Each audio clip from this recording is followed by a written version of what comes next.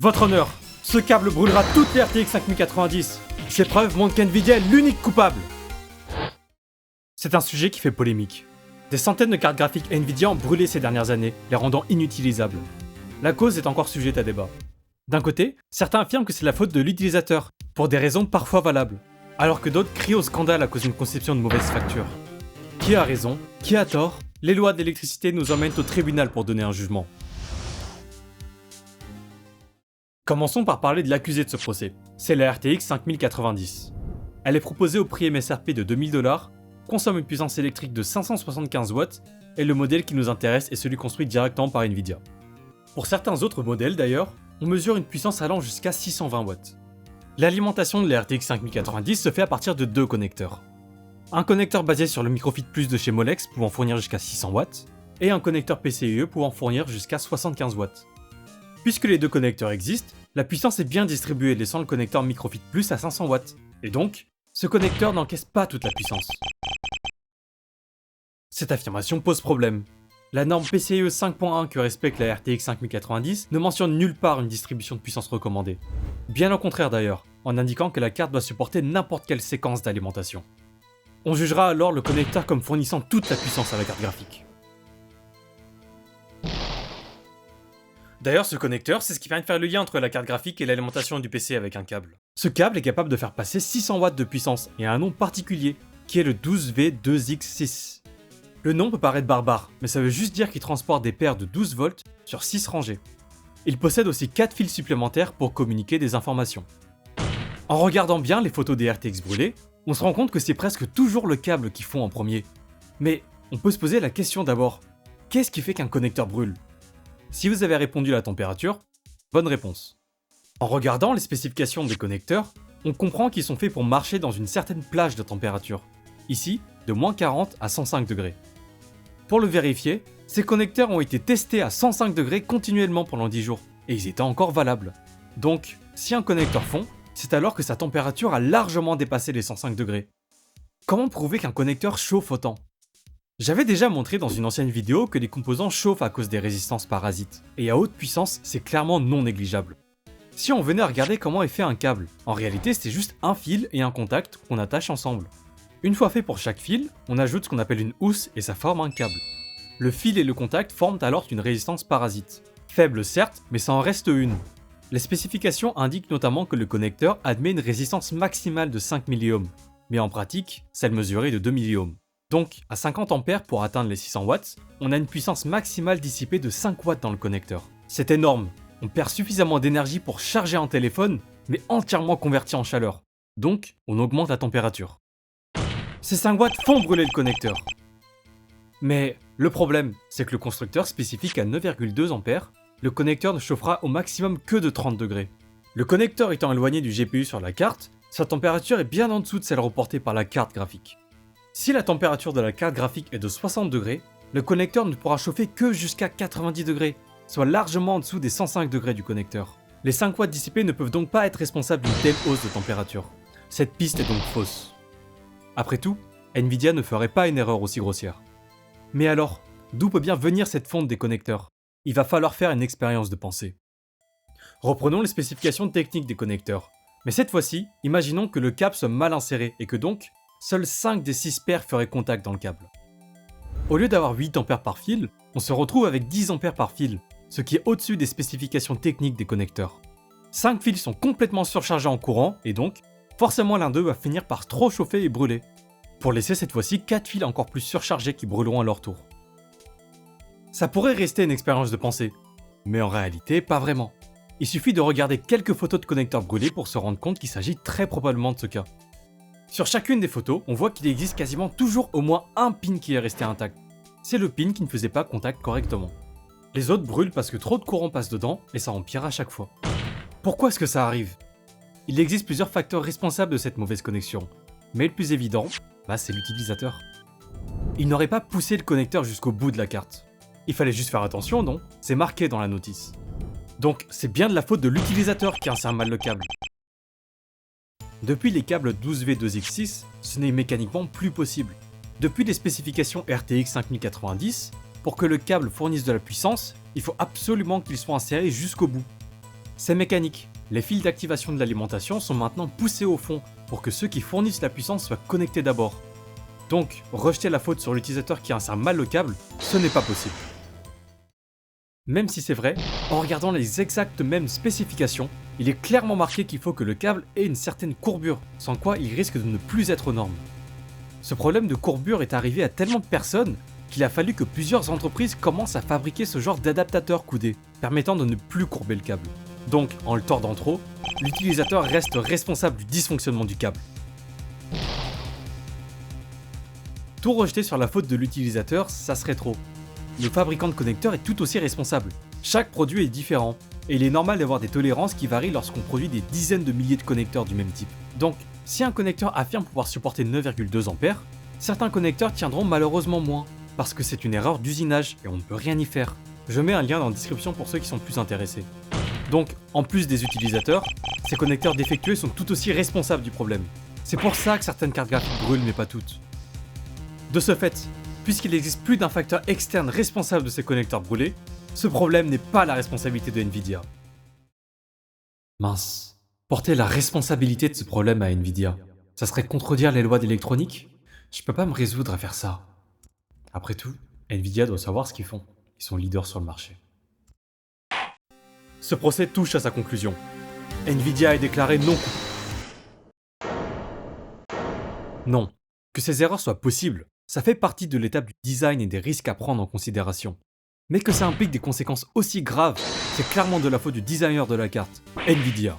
Ils sont conscients et capables de résoudre le problème, mais rien n'a été fait, c'est ce que je décide de dénoncer dans cette vidéo. Leur système est fragile, et je vais le prouver. Pour ça, on va utiliser la définition de la résilience définie par le rapport PES-TR65 de l'organisation EEE sur la puissance et l'énergie. Ce rapport définit 3 axes pour qu'un système soit considéré résistant aux perturbations d'un événement donné. L'absorption pour encaisser un surplus d'énergie, l'adaptativité pour assurer un meilleur futur, la récupération pour réparer les éventuels dégâts occasionnés par l'excès. On va faire cette analyse pour l'événement suivant. Une paire du connecteur ne fait pas contact correctement.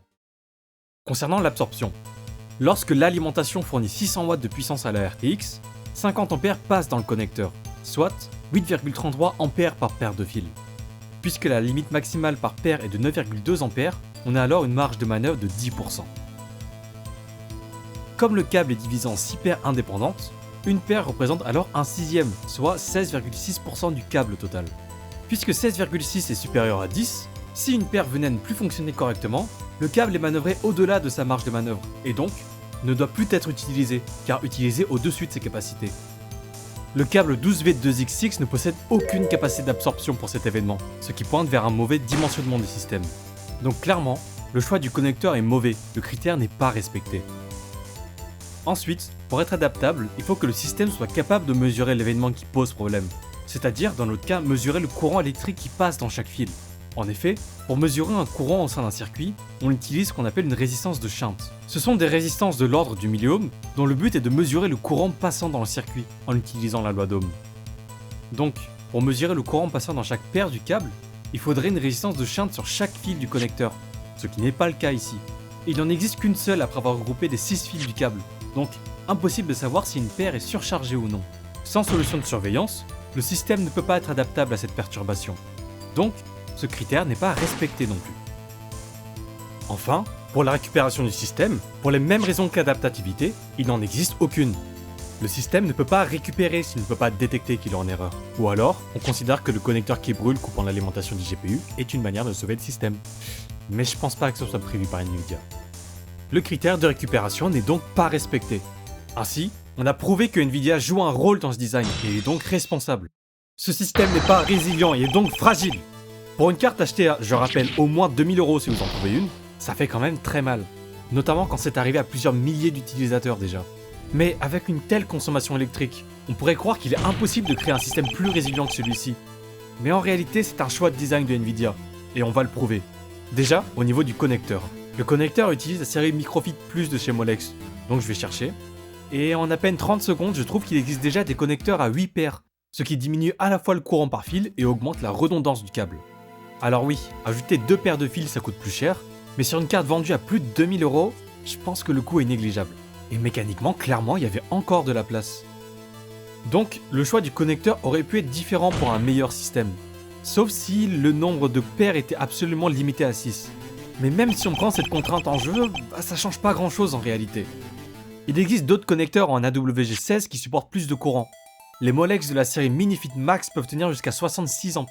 Les Microfit Plus, qui utilisent les mêmes fils, ne peuvent tenir que jusqu'à 55 A, ce qui donne une marge de manœuvre de 20% en plus pour les Minifit Max. Donc, le câble aurait au moins un fil de redondance pour 6 fils avec ce connecteur, respectant alors le critère d'absorption. Il existe alors clairement un autre connecteur qui aurait pu être candidat pour fournir une meilleure résilience au système. Nvidia a donc fait un mauvais choix. Mais le plus incompréhensible dans tout ça, c'est que l'ancienne série des RTX 3090 était complètement résiliente au niveau de l'alimentation. Déjà au niveau de l'absorption, la carte consommait maximum 350 watts.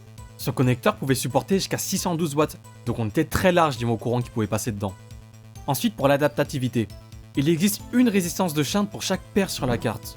Réguler le courant passant dans chaque paire de fils était non seulement possible, mais implémenté. Et enfin, pour la récupération, en cas d'anomalie, la carte bloquait sa fréquence de fonctionnement à 210 MHz, afin de ne pas surconsommer et de ne rien brûler. C'est ça qui est incompréhensible. Malgré une puissance encore plus élevée et un seul connecteur poussé à ses limites, le choix a été adopté de rendre le système moins robuste.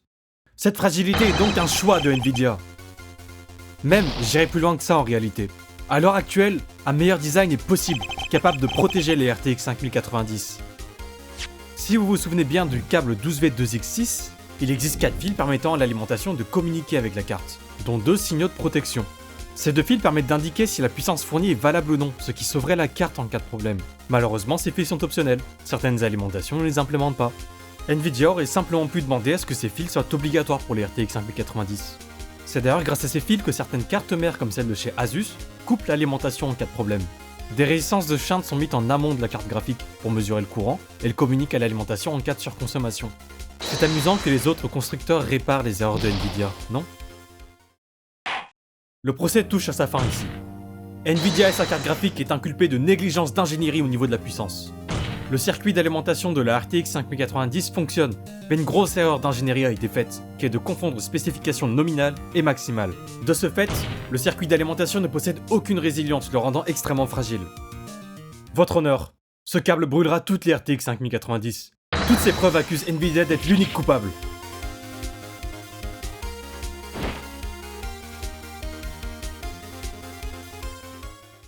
Bon, maintenant que ce problème est réglé, qu'est-ce qu'on peut faire à l'heure actuelle?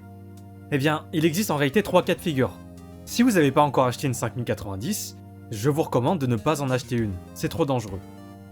Préférez des modèles comme la 5070 ou la 5080, elles ont moins de chances de brûler. Mais si vous avez déjà acheté une RTX 5090, voilà quelques conseils. Déjà, faites en sorte que votre câble supporte bien 600 watts. J'ai vu passer des câbles à 450 watts, fuyez cela, vous êtes sûr à 100% que votre carte va brûler. Ensuite, respectez la courbure du câble. Votre câble doit absolument être droit pendant au moins 2,5 cm avant de le courber. Je l'ai montré avant, mais c'est dans les spécifications. Si vous n'avez pas la place, achetez un câble coudé. Mais évitez ces adaptateurs coudés. Ils ne font qu'ajouter de la résistance parasite, et ça a déjà été montré qu'ils brûlaient aussi. Ensuite, insérez votre câble une bonne fois pour toutes et surtout ne le déconnectez plus. Les normes du connecteur indiquent qu'il est possible de le connecter seulement 50 fois, ce qui est relativement peu. C'était la même chose avec les anciens câbles, sauf que eux c'était encore pire, on ne pouvait les déconnecter que 30 fois. Au-delà, le constructeur ne garantit plus du tout les spécifications du connecteur, donc je vous recommande de ne pas jouer à ça. Enfin, vérifiez que votre alimentation respecte la norme PCIe 5.1 et pas la 5.0. Mécaniquement, il y a eu des révisions qui rendent le connecteur plus viable. Il ne délivrera pas de courant tant que le connecteur n'est pas bien inséré. Donc vérifiez que sur le connecteur, il est bien écrit H++ et non H+. Enfin, le troisième cas de figure, c'est si votre RTX 5090 a déjà brûlé. Heureusement, il existe un moyen de la réparer, mais ça va pas être facile. Vous devez vous procurer d'un connecteur que ce soit sur DigiKey ou sur Mouser, et ensuite vous devez dessouder le connecteur pour le remplacer. Il faut savoir souder et dessouder, donc si vous savez pas faire, demandez à un professionnel. Si vous fournissez le connecteur, il devrait pouvoir vous faire ça relativement vite. Merci d'avoir regardé jusqu'au bout, en espérant que vous ne serez pas les prochains au tribunal. Si vous voulez d'autres procès comme ça, n'hésitez pas à vous abonner. À bientôt!